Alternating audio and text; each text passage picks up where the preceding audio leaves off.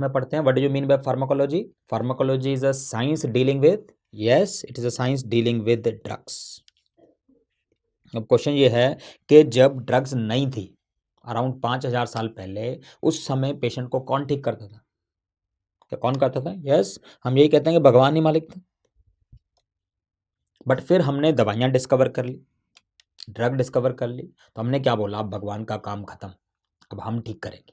So when the function of God finish, say भगवान तुम्हारा काम खत्म, अब हमारा काम start. The function of God finish at the end the function of drug है स्टार्टेड एट डी।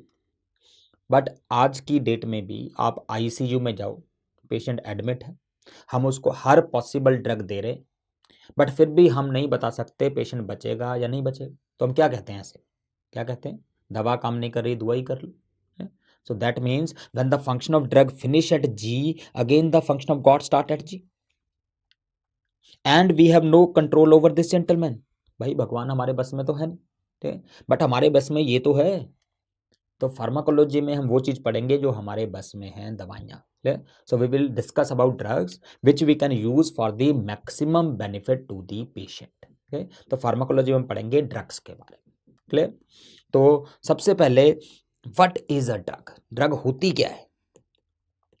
अगर हम सिंपल लैंग्वेज में बोलें कि drug is any substance which is use to treat और प्रिवेंट अ डिजीज, जो भी दवाई को ठीक करे या प्रिवेंट करे उसको हम ड्रग कहते हैं।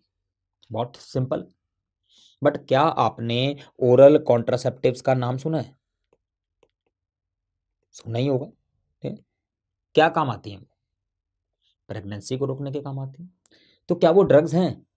ऑब्वियसली वो ड्रग्स हैं, मार्केट में मिलते हैं, केमिस्ट की शॉप में मिलते हैं, ड्रग्स हैं मान ली। पर किस काम आ रही थी? प्रेगनेंसी को रोकने के लिए। तो क्या प्रेगनेंसी डिजीज है?